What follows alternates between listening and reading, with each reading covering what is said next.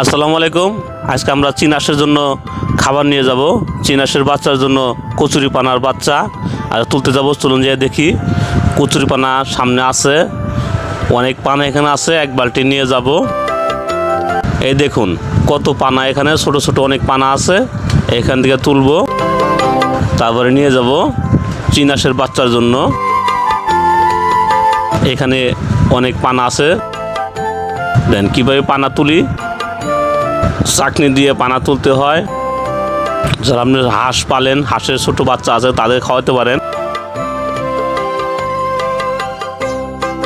এখানে কিছুক্ষণের মধ্যে আপনার বালতি বুঝে হয়ে যাবে।